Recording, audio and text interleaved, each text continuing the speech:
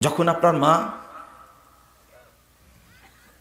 আপনাকে পেটে নিয়েছিল, বলেন তো আপনার মা কি কখনো পেট ভরে খেতে পেয়েছে?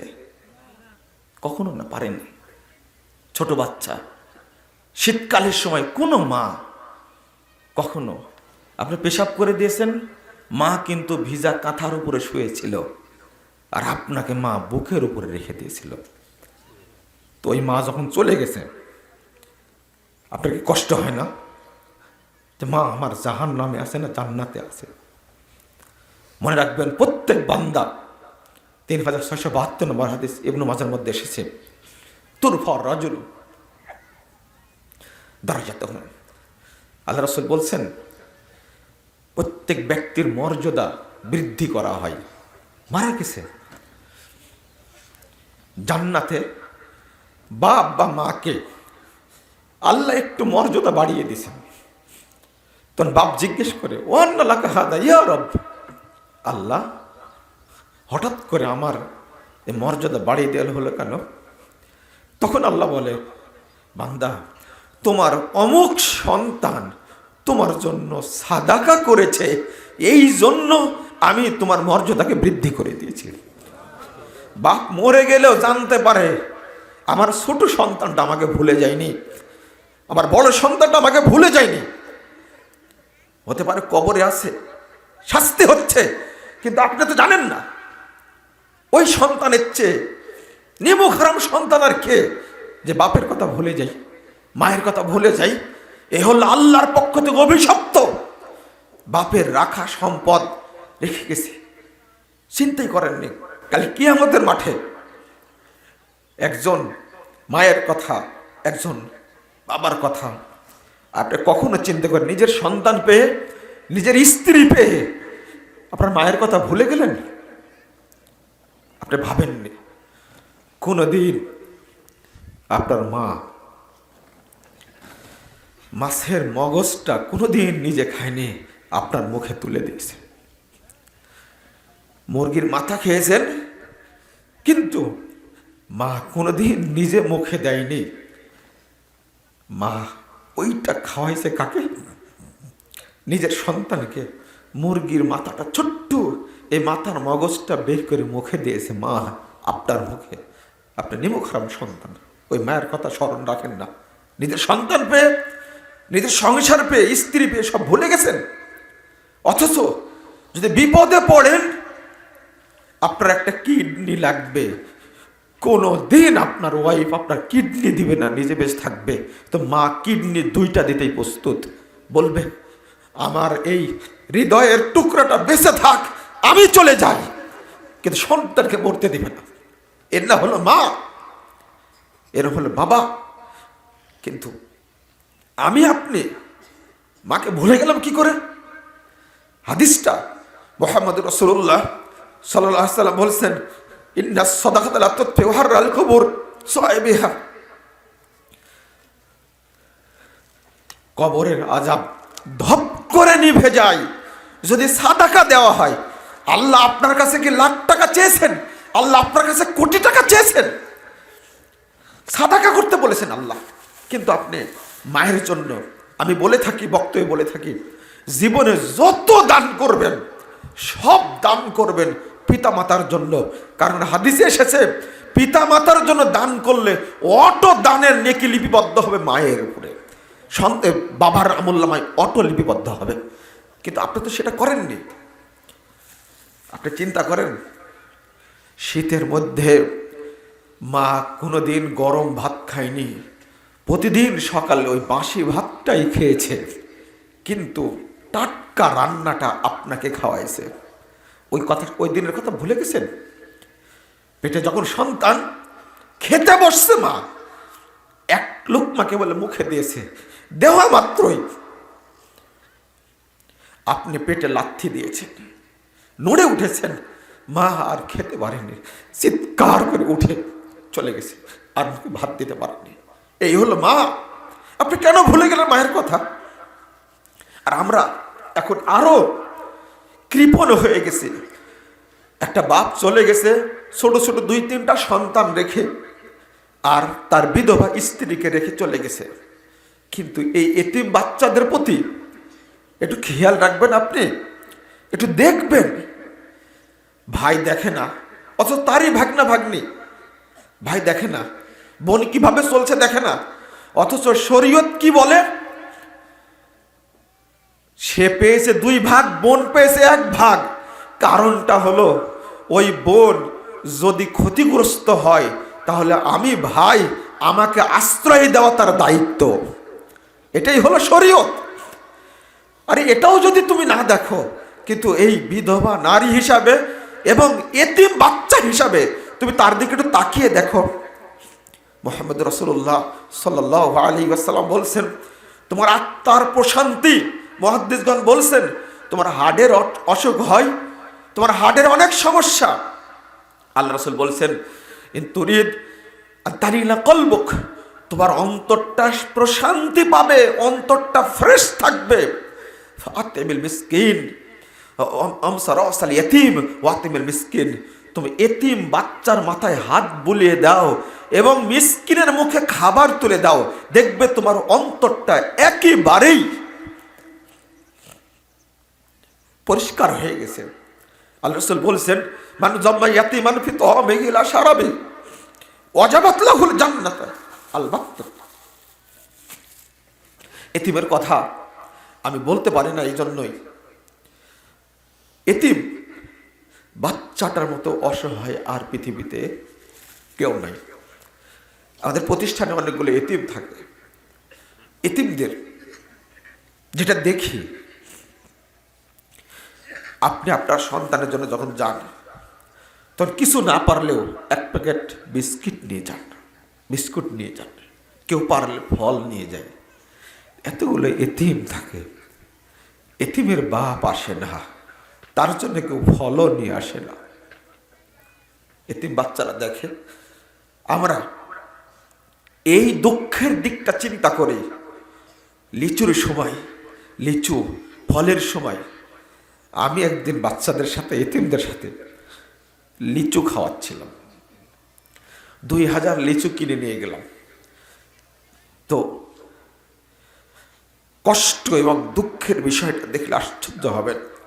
আমার সামনে বাচ্চাগুলো লিচু খেলো এমন ভাবে, আমার মনে হলো যে এই বাচ্চাগুলো হয়তোবা এতিম হওয়ার কারণে এই সমস্ত নিয়ামত থেকে পুরোটাই বঞ্চিত। আপনি একটাবার চিন্তা করেন, আপনি যখন বাড়িতে যান, আপনার ছোট্ট সন্তান যে শোনে আপনি বাড়িতে যাচ্ছেন, কি বলে, আব্বু তুমি না আসা পর্যন্ত আমরা খাবো না। রাত 10টা বেজে যাচ্ছে, 11টা বেজে যাচ্ছে, আব্বুর সাথে খাবে, এই জন্য অপেক্ষায় থাকে। চিন্তা থাকে, আমার আব্বু কিছু নিয়ে আসছে, সাথে করে কি নিয়ে এসেছেন।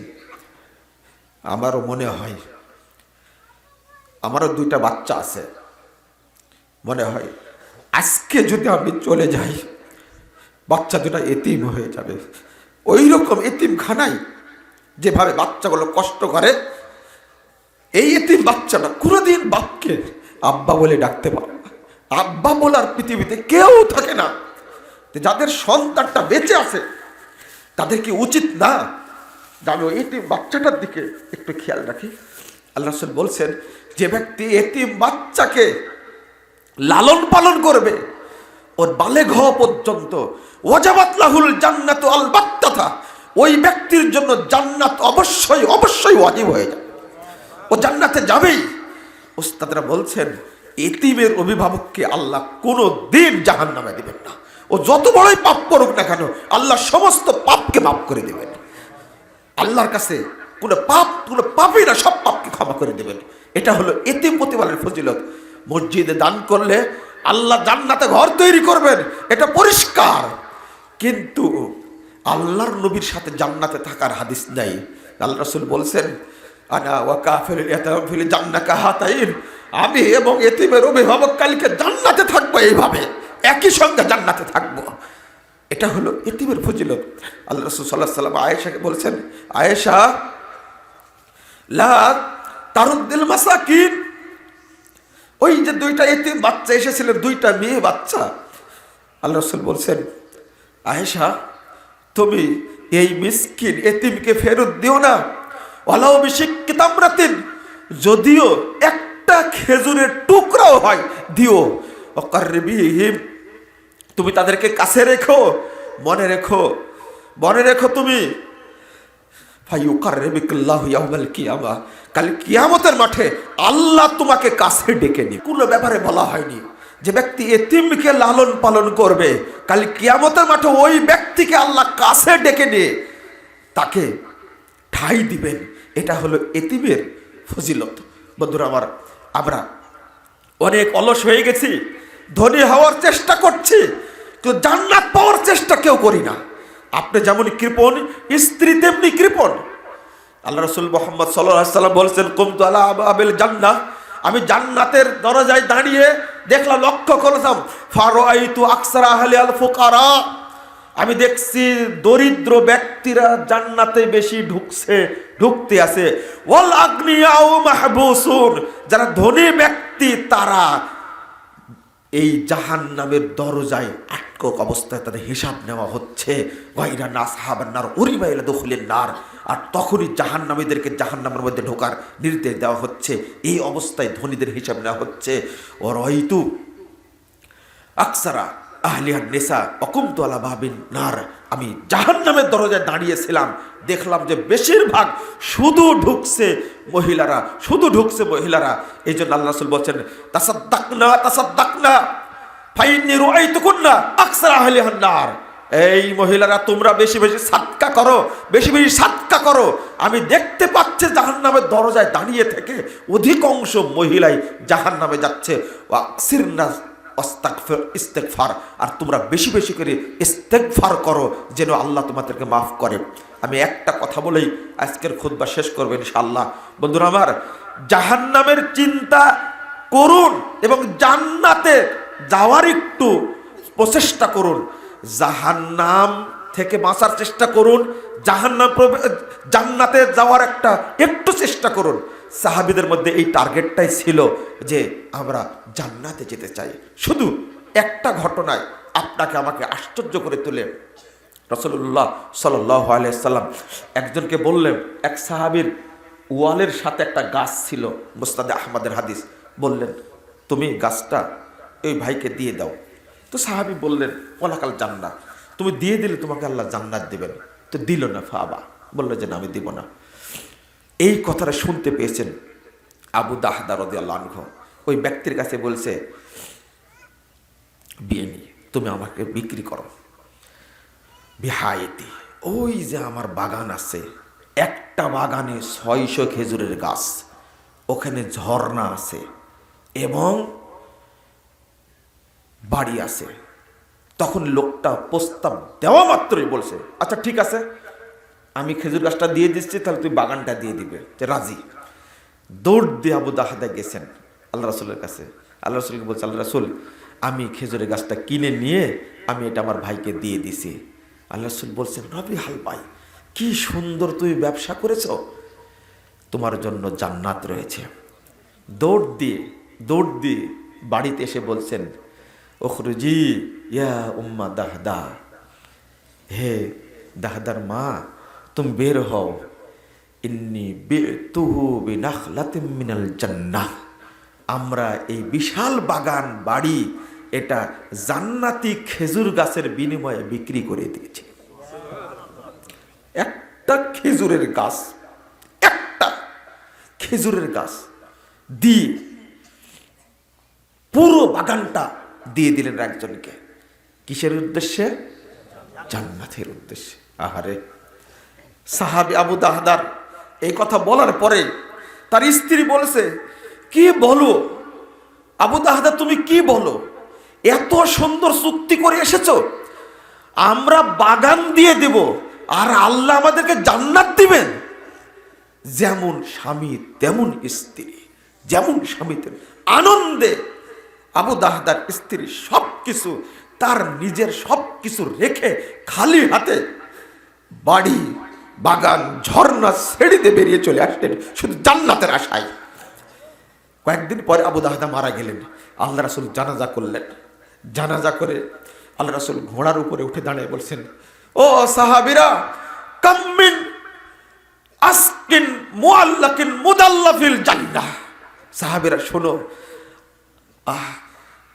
আবু দাহদার জন্য জান্নাতে কত খেজুরের বাগান, প্রত্যেকটা গাছে কানে কানে খেজুর ধরে আছে। কাম্মিন আসকিন মুআল্লাকিনা মুদাল্লাফিল জান্নাহ, জান্নাতের মধ্যে খেজুরের গাছ কত আবু দাহদার জন্য আল্লাহ প্রস্তুত করে রেখেছেন। কলা মিরারান, বলতেই থাকলেন। এইটা হলো জান্নাতি সাহাবীর নিদর্শন। জান্নাত পাওয়ার জন্য সবকিছু করতে পারে, কিন্তু আমরা 5টা 2টা টাকা দিতে পারি না, মুনাফেক হয়ে মরতে রাজি আছি, কিন্তু আল্লাহর জন্য কিছু দিতে রাজি নয়, পিতামাতার জন্য দান করতে রাজি নই। তাহলে আল্লাহ আমাকে কবর আযাব থেকে কিভাবে বাঁচাবেন, জাহান্নামের আযাব থেকে কিভাবে বাঁচাবেন? কাল কিয়ামতের মাঠে যদি কাঠ গড়ে আল্লাহ উঠায় দেন, তখন আমার কি অবস্থা হবে?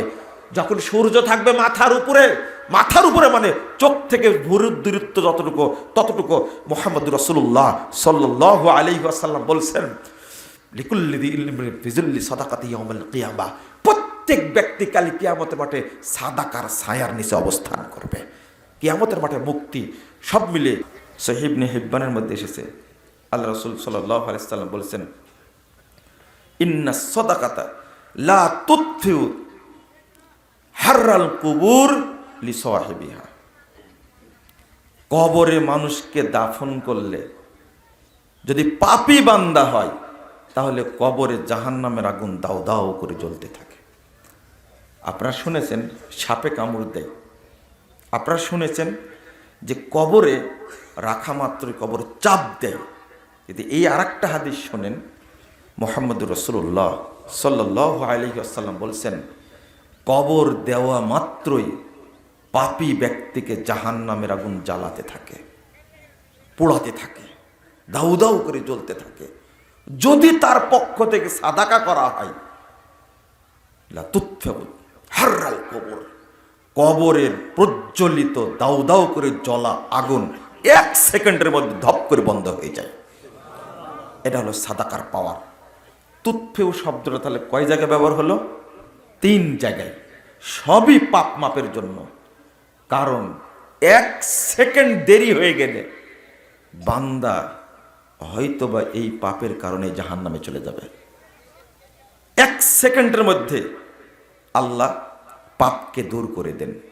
আল্লাহ কত দয়ালু দেখলেন, 80 বছর যাবত 90 বছর যাবত পাপ করেছেন, করতে করতে করতে করতে সহিহ মুসলিমে এসেছে, রাসূল সাল্লাল্লাহু আলাইহি ওয়াসাল্লাম বলছেন, 144 নম্বর হাদিস, মুরবাদ্দান কালকুজে মুজাক্খিয়ান, এমন শব্দ ব্যবহার করেছেন সাহাবীরা বুঝতে পারলেন। পাপ করতে করতে করতে মুরবাদ্দান, তার অন্তরটা হয়ে গেছে কালো পাতিলের মতো, কালকুজে মুজাক্খিয়ান, পরল পড়তে পড়তে পড়তে পড়তে পড়তে যদি কোনো মহিলা পাতিলের তলা পরিষ্কার করে 1 মাস যাবত, তবুও পাতিলের অরিজিনাল কালারটা বের করতে পারবে না। পারবে? আল্লাহ রাসূল বলছেন তার অন্তরটা পাপ করতে করতে করতে করতে, 1 দিন 2 দিনের পাপ না তো, পাপ করছে বহুদিন যাবত। 1 বছর চেষ্টা করলেও ওই পাতিলের তলার কালো আপনি আসল কালার ফিরে আনতে পারবেন না। কিন্তু মুহাম্মদুর রাসূলুল্লাহ সাল্লাল্লাহু আলাইহি ওয়াসাল্লাম বলছেন, সাদাকা করা মাত্রই তার অন্তরটা সুকিলা কলব, একবারে স্বচ্ছ শ্বেত পাথরের মতন সাদা হয়ে যাবে, আর পাপ থাকবে না। মানে 80 বছর যাবত পাপ করছেন, কিন্তু আল্লাহ আপনাকে ক্ষমা করলেন কয় সেকেন্ডে? 1 সেকেন্ডে ক্ষমা করলেন। এর নাম হলো রহমান, এর নাম হলো রহিম, এর নাম হলো গফুর, এর নাম হলো গফফার। আরেকটা বিষয় হলো, বান্দাকে ক্ষমা করার জন্য আল্লাহ যতটা গুণ নিজে উল্লেখ করেছেন, অন্য কোনো গুণ আল্লাহ উল্লেখ করেননি। আল্লাহর গুণবাচক নাম অনেক, আমরা বলি 99টা, না 99টা না, ওই হাদিসের অর্থটা বুঝতে ভুল হয়ে গেছে। এমন আল্লাহর এমন 100টা নাম আছে যার মধ্যে 99টা গুণলে, ভাষাটা এইরকম। আমরা সরাসরি বলি আল্লাহর 100টা নাম আছে, না, ভাষাটা হবে আল্লাহর এমন 100টা নাম আছে যার মধ্যে 99টা গুনলে আল্লাহ তাকে জান্নাত দান করবে। গুণবাচক নাম 99টা আমরা বলে থাকি। আল্লাহর অনেক নাম আছে, তার মধ্যে শুধু ক্ষমা করার জন্য যতগুলো নাম আল্লাহ নির্ধারণ করেছেন, অন্য উদ্দেশ্যে এতগুলো নির্ধারণ করেননি। 1 নম্বর গফফার, আল্লাহ অধিক অধিক অধিক অধিক পাপ ক্ষমা করে। 2 নম্বর গফুর, আল্লাহ যত বড় পাপ আছে আল্লাহ সবই ক্ষমা করে দেন। 3 নম্বর আফু, তিনি সাধারণ ভুল বড় ভুল সবই মাফ করে দেন। তিনি সাত্তার, যতই পাপ করুক না কেন সাত্তার, আল্লাহ সব পাপকে ঢেকে রাখতে পারেন, সব গোপন রাখতে পারেন। আর রহমান, আল্লাহ মানুষকে ক্ষমা করে প্রমাণ করেন আমি রহমান, আমি ক্ষমা করতে পারি। রাহিম, কিয়ামতের মাঠে আল্লাহ আপনাকে ক্ষমা করে প্রমাণ করবেন আমি রহিম। কয়টা হলো তাহলে? আপনি ভুলে গেছেন। চিন্তা করতে পারেন, 5টা নাম আল্লাহ ব্যবহার করেছেন, 6টা আল্লাহ ব্যবহার করেছেন, 6টা গুণ, যে শুধু ক্ষমা করার জন্যই 6টা নাম। কিন্তু আমরা আল্লাহর কাছে ক্ষমা চাইতে পারি না। দেখেন না আল্লাহ কিভাবে বলছেন। আল্লাহ রাসূল বলছেন, একটা সুইচ অফ করলে যেমন সমস্ত বাতি একসঙ্গে নিভে যায়, ঠিক একজন মানুষ জীবনে যত পাপ করুক, যত বছর তার পাপ করুক না কেন, ও সাদাকা করা মাত্রই আল্লাহ সব পাপ ক্ষমা করে দেন। কিন্তু আশ্চর্যজনক ব্যাপার হলো, অন্য কোনো আমলের ক্ষেত্রে যে সিয়াম পালন করলে 1 সেকেন্ডে সব পাপ ক্ষমা হবে, এদের কোনো শব্দ উল্লেখ করেননি। গুফিরা কি মান সামা রমাদানা ঈমানা ওয়া ইহতিসাবা গুফিরা লাহু মা তাকাদ্দামা মিন দামবি, ক্ষমা করা হবে, ক্ষমা করে দেওয়া হবে। কিন্তু 1 সেকেন্ডে ক্ষমা করা হবে এটা উল্লেখ করা হয়নি। সালাত পড়লে আল্লাহ পাপ ক্ষমা করেন, সালাত পড়লে আল্লাহ পাপ ক্ষমা করেন, কিন্তু বলা হয়নি তুমি সালাত পড়লে, তুমি সালাত পড়ার কারণে তোমার সব পাপ 1 সেকেন্ডে মাফ করা হলো, এরকম কথা উল্লেখ করা হয়নি। এই জন্য সাদাকাকে আগে রাখছেন, তারপরে সিয়ামকে পরে রাখছেন। একটার পর একটা আপনি হতবাক হয়ে যাবেন। চলেন আরো কয়েকটা হাদিস আপনার সামনে বলি, স্পষ্ট হবেন। যত বড়ই পাপ করুক না কেন আল্লাহ ক্ষমা করে দিবেন। বললাম না, একজন পতিতালয়ের মহিলা, 3321 নম্বর হাদিস সহিহ বুখারীর মধ্যে এসেছে। আল্লাহ রাসূল বলছেন, গফির আলী ইমরাতিন মুমিসা মাররাত বিকলবিন আলা রকিয়িন ইয়ালহাস, একজন খুব জেনাকারেন একজন, অর্থাৎ সে আস্তাগফিরুল্লাহ, সে বড় পাপী একজন মহিলা, পতিতালয়ের মহিলা যাচ্ছিল কুয়ার পাশ দিয়ে, ওখানে একটা কুকুর জিহ্বা বের করে ইয়ালহাস কাদা ইয়াকতুলুল আতাস, তাকে যেন মেরে ফেলে দেবে, তাকে যেন মেরে ফেলে দেবে পিপাসায়। তখন মহিলা করলো কি, ফা নাজাত খুফাহা ওয়াও সাকাত বিখিমারিহা ফানাজাতিল মা। আল্লাহ রাসূল বলছেন, তখন মহিলা নিজে পায়ের মোজা খুলল, খোলার পরে তার উড়না দিয়ে মোজাটাকে বাঁধলো, বাঁধার পরে কুয়া থেকে পানি তুললো, তুলে কুকুরকে খাওয়ানো মাত্রই আল্লাহ এই মহিলার পাপ ক্ষমা করে দিলেন। বলেন তো কি জন্য ক্ষমা করলেন?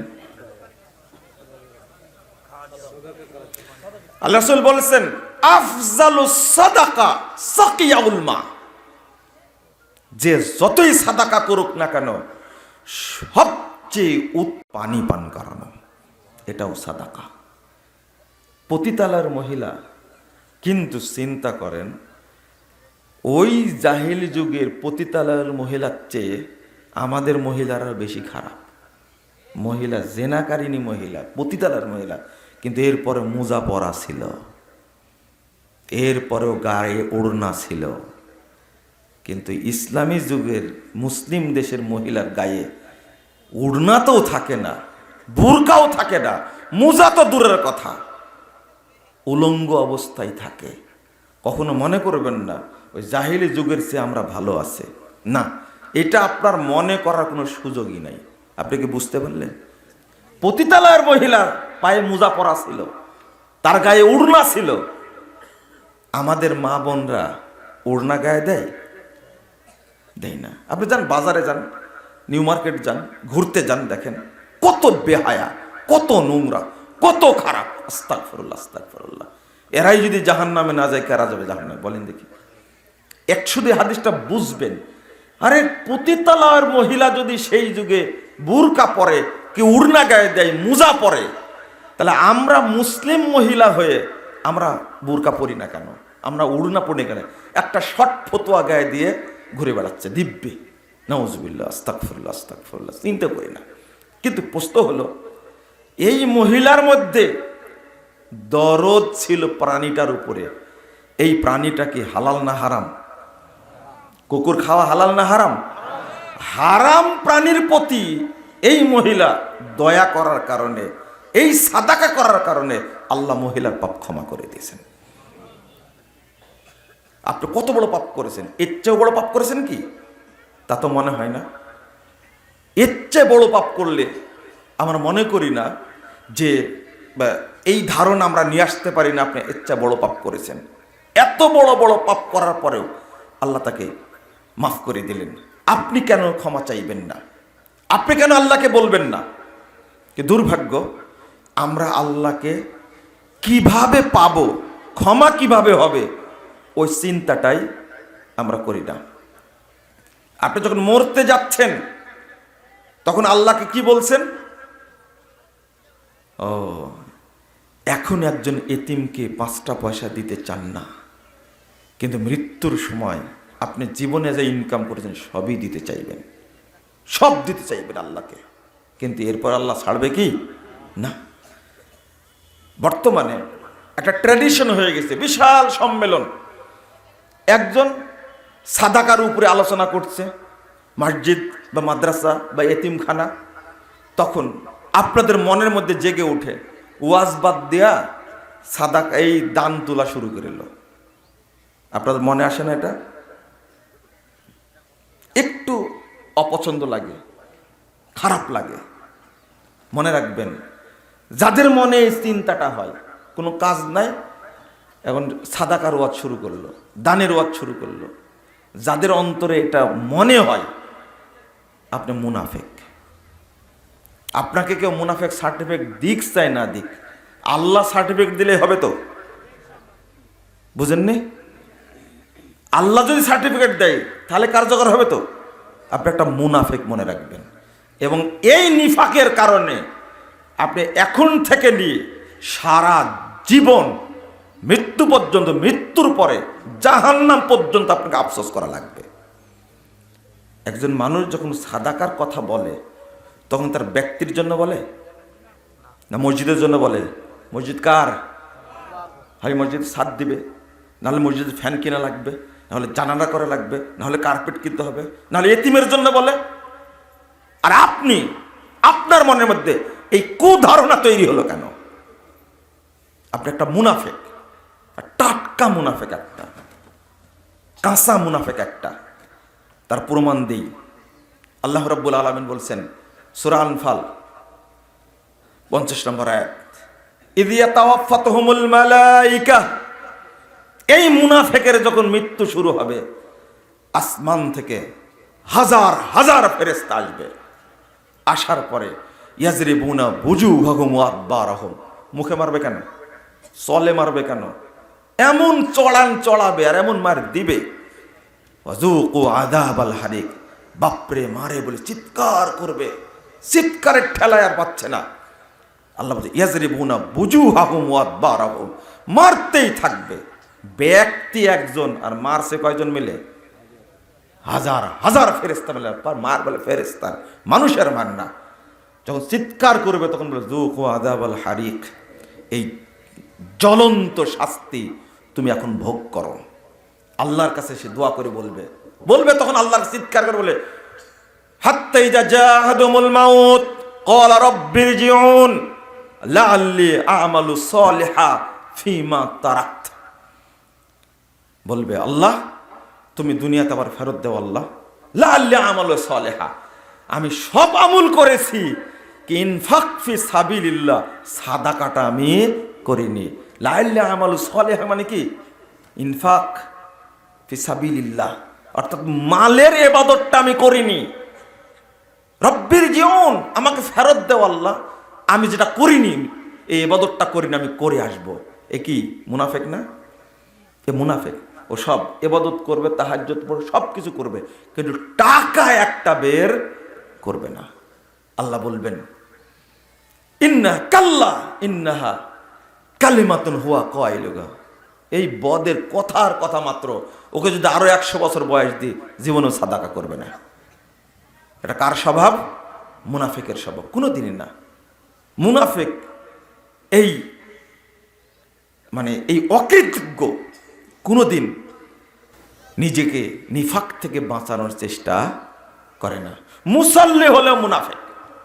আল্লাহ বলতেন ফাওয়াইলুল লিল মুসাল্লিন, মুসল্লিদের জন্য ওয়াইল জাহান্নাম। সাহাবীরা অনুবাদ করতেন ফাওয়াইলুল লিল মুনাফিকিন, যারা মুনাফিক মুসল্লি তাদের জন্য ওয়াইল জাহান্নাম। ওয়াইল মানে কি?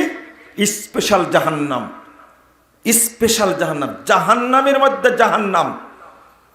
ইবনে মাসউদ রাদিয়াল্লাহু আনহু বলছেন যে ওয়াদিন ফি জাহান্নাম, এটা হল জাহান্নামের একটা উপত্যকা, বাইদুল কার, এটা সবচেয়ে গভীর, এর চেয়ে বড় গভীর আর কিছু নেই। খবিসুত তাম, আর এর খাদ্যগুলো হবে পচা। ইমাম আমাশ তিনি বলছেন এই ওয়াইল শব্দটা হলো, গাইয়া শব্দটা হলো ওয়াদিন মিন কাইহিন ওয়া দামিন। এটা জাহান্নাম, যে জাহান্নামটা তৈরি করা হয়েছে পচা রক্ত আর পচা পুঁজ দিয়ে, এখানেই থাকবে মুনাফিক মুসল্লিরা। আপনি জানেন এটা স্পেশাল জাহান্নাম, দুর্ভোগ না, এটা হলো স্পেশাল জাহান্নাম। যখন বলবে আমাকে দুনিয়াতে ফেরত দাও, আল্লাহ ফেরত যখন দিল না তখন বলবে, আল্লাহ বলছেন ওয়ানফিকু মিম্মা রাযাকনাকুম মিন ক্বাবলি আন ইয়াতি আহাদাকুমুল মাউত ফায়াকুল রাব্বি লাউলা আখখারতানি ইলা আজালিন করিব ফাআসাদদাকা ওয়া আকুম মিনাস সালিহিন। এবার বলবে আল্লাহ একটু সময় দাও, আল্লাহ একটু দাও, একটু সময় দিলে কি করব? ফাআসাদদাকা, আমি সাদকা করব, ওয়া আকুম মিনাস সালিহিন। দুনিয়ায় ফেরত আসতে চাইলো, আল্লাহ ফেরত দিলেন না, এবার বলছে একটু সময় দাও আল্লাহ, তাহলে সাদাকা করব। সূরা মুনাফিকুন 10 নম্বর আয়াত, এটা সূরা মুনাফিকুনের আয়াতই এটা। আল্লাহ সুযোগ দিবেন, তাই না? সুযোগ দিবেন, ধমক দেবেন, ওয়ালা ইউআখিরুল্লাহু নাফসান ইযা জাআ আজালুহা, সময় চলে আসলে আর 1 সেকেন্ড দেরি করা হবে না, স্পষ্ট। তখন মুনাফিকের কি অবস্থা হবে? এর দুনিয়াবি যখন শাস্তি শুরু হয়েছে, বলেন তো, সালাত পড়তে চাই না, আপনার সিয়াম পালন করতে চাই না, হজ করতে চাই না, সাদকা করতে চাই কেন বলেন দেখে? ও সবই করেছে, করেনি কোনটা? সাদাকা। এইটা করবো। এবার পেলেন দলিল, পেলেন লাআল্লি আমালু সালিহা। কিয়ামতের মাঠে যখন এই মুনাফিককে জাহান্নামের মধ্যে ফেলে দেওয়া হবে, তখন বলবে লা ইয়াসালু হামিমুন হামিমা ইউবাসসারানহুম ইয়াওয়াদ্দুল মুজরিমু লা ইয়াফতাদি বিবানি ওয়া সাহিবাতিহি ওয়া আখি ওয়া ফাসিলাতিহি আল্লাতী তুবি ওয়া মান ফিল আরদি জামিআ সুম্মা ইউনজি। বলবে আল্লাহ তুমি আমাকে দিও না, আল্লাহ জাহান্নামে দিও না, আমার স্ত্রীকে দাও, আমার সন্তানকে দাও, আমার ভাইদেরকে দাও জাহান্নামে, আমাকে বাঁচাও। তারপরে বললো ওয়া ফাসিলাতিহি আল্লাতী তুবি, আমার যারা আত্মীয় স্বজন আছে, আমার যারা পরিচিত গোষ্ঠীর মানুষ আছে, আল্লাহ সবাইকে জাহান্নামে দাও, আমাকে বাঁচাও আল্লাহ। ওয়া মান ফিল আরদি জামিআ, এরপরে বলবে আল্লাহ পৃথিবীতে যত মানুষ এসেছিল সবাইকে তুমি জাহান্নামে দাও আল্লাহ, আমাকে তুমি জান্নাত দাও। আল্লাহ শুনবেন তারা? আল্লাহ কি বললেন? কাল্লা ইন্নাহা লাযা নাযাতাল লিশাওয়া তাদুমান আদবার ওয়া তাওয়াল্লা। বদমাশ, তুমি জানো ইন্নাহাল্লাদা নিলিহাল শিখা নাজ্জাতাল লিশাওয়া, তুমি প্রতি শিরা উপশিরায় মুনাফিকি করেছো, তোমার প্রত্যেকটা মাথার এইগুলো ছিঁড়ে ছিঁড়েও খাবে। তাদুমান আদবার ওয়া তাওয়াল্লা, যে পালায় যেতে লাগবে আর যে দৌড় দিবে তাকেও জ্যাপটে ধরবে, ধরে তোমাকে করে করে খাবে। জামা ফাওয়া, তুমি সম্পদ জমা করেছিলে এবং এই সম্পদ রক্ষা করার জন্য সব ব্যবস্থা করেছিলে, কিন্তু আল্লাহর রাস্তায় খরচ করনি। তুমি একটা মুনাফিক, তোমার ছাড় নাই। বাংলাদেশের অর্থ চুরি করে বাংলাদেশে রাখা যায় না। বাড়ি করেছে, গাড়ি করেছে, অনেক কিছু করেছে, এফডিআর করে রাখছে, ব্যাংকে রাখারও কোনো অপশন নাই। তখন কানাডায় বাড়ি করছে, তখন আমেরিকায় বাড়ি করছে, লন্ডনে বাড়ি করছে, সিঙ্গাপুরে বাড়ি করছে। আরে তাও যখন হচ্ছে না, সুইস ব্যাংকে রাখছে যায় টাকা, যার কোনো ওয়ারিস নাই, ও মরে গেলে শেষ। সুইস ব্যাংকের নিয়ম হলো টাকা যত হাজার কোটি টাকাই রাখুক না কেন, এক বছরে বাংলাদেশ থেকে ৯৭,০০০ কোটি টাকা পাচার হয়েছে।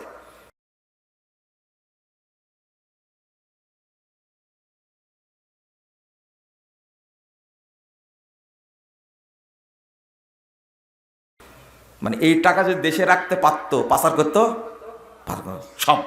জামা ফাওয়া, আল্লাহ বলছে সব সম্পদ জমা করেছিল ফাওয়া, এবং এটাকে সংরক্ষণ করার ব্যবস্থা করেছে, কিন্তু তুমি আমার রাস্তায় এক টাকাও ব্যয় করনি। যাবেন কোথায় আপনি? লা হাওলা ওয়ালা কুওয়াতা ইল্লা বিল্লাহ। মুহাম্মদুর রাসূলুল্লাহ সাল্লাল্লাহু আলাইহি ওয়াসাল্লাম বলছেন, ৯৮১৩ নম্বর হাদিস, মুসান্নাফ ইবনে আবি শাইবার মধ্যে পাবেন। ভাই সাবধান, যে কথাটা বলেছিলাম, আল্লাহ রাসূল বলছেন ইন্না রাহিবান আবাদাল্লাহ ফি সাওমাতিহি, একজন বান্দা আল্লাহর ইবাদত করত সিত্তিনা সানা, ৬০ বছর যাবৎ সে গির্জায় ইবাদত করছিল। ফাজাত ইমরাতুন, একজন মহিলা আসলো তার কাছে, ফানাজালাত আশাফা ওয়াকাহা, এই গির্জায় এক মহিলা ঢুকলো, এই মহিলার সাথে ওই ৬০ বছরের করা ইবাদত করা এই মানুষটি যা জেনায় লিপ্ত হলো, মাত্র ৬ দিন জেনা করলো, ৬ দিন। ফাহারাবা, ও ভয়ে পালিয়ে চলে গেল। ফাওয়া মসজিদান, দূরে গিয়ে মসজিদে যা আশ্রয় নিল। আমি ৬০ বছর যাবত ইবাদত করছি, ৬০ বছর যাবত ইবাদত করছি, আর এই মহিলার সাথে জেনায় লিপ্ত হয়ে গেলাম। সি সি সি সি, নিরাশ হয়ে গেল। মসজিদে আশ্রয় নিয়ে আবাদত করে, ওয়ালা ইয়াতামু শাইয়ান, কিছুই খাই না। ফাউতিয়া বি রগিফেন, তাকে একটা রুটির টুকরা দেওয়া হলো, তুমি খাও, এতদিন যাবৎ কিছু খাওনি, তুমি কিছু খাও, মরে যাচ্ছ যে। তখন লোকটা খাবার নিয়ে ফাতা আন ইয়ামিনিহি নিসফাহু ওয়াল আখারা নিসফাহু, ডানে একজন দরিদ্র মানুষ ছিল, ওই রুটির টুকরাটা 2 ভাগ করে, এক টুকরা একজন মিসকিনকে দিল, পরের টুকরা আর একজন মিসকিনকে দিলে। নিজে কিছু খেলেন না, শুধু ভয় এটাই, আমার তো কোনো আমল নাই, এখন বাঁচার পথ কি? ফাবাসাল্লাহু মালাকাল মাউত, ইতিমধ্যে আল্লাহ মালাকুল মাউতকে পাঠা দিলেন। ফাকাযাবাল্লাহু রূহাহু, তার আত্মাটা কষ্ট করে দিল। রাসূল সাল্লাল্লাহু আলাইহি ওয়াসাল্লাম বলছেন, মাওকুফ সূত্রে হাদিসটি এসেছে, আল্লাহ রাসূল বলছেন যে যখন তাকে নিয়ে চলে গেল, আল্লাহ নির্দেশ দিলেন ফাতুতিয়ার আমালু সিত্তুন, ৬০ বছরের আমল এক পাল্লায় দেওয়া হলো। ওয়াউদিয়াতি সিত্তা ফিকিফা, আর আরেক পাল্লায় দেওয়া হলো মাত্র ৬ দিনের জেনা। কয় দিনের? ফামালাতি সিত্তা, কিন্তু ৬ দিনের জেনার পাল্লা ভারী হয়ে গেল। কি বুঝলেন? ৬০ বছরের ইবাদত তুলে দেওয়া হয়েছে নেকির পাল্লায়, আর ৬ দিনের জেনা তুলে দেওয়া হয়েছে পাপের পাল্লায়। কোন পাল্লা ভারী হয়ে গেল? পাপের পাল্লা। আপনি কি মনে করেন বলেন যে পাপ কত বড় হতে পারে বলেন তো দেখি? এক একটা পাপ কত বড় হতে পারে, কত বড় হতে পারে? ফামার আল্লাহ, আল্লাহ ফেরেশতাদের নির্দেশ দিলেন, এবার তুমি ওই যে রুটির সাদকাটা এবার নেকির পাল্লায় দিয়ে দাও। ফাউদিয়াত রাগিফ কিফাতেন, নেকির পাল্লায় এক টুকরো রুটি দেওয়া মাত্রই নেকির পাল্লা ভারী হয়ে গেছে।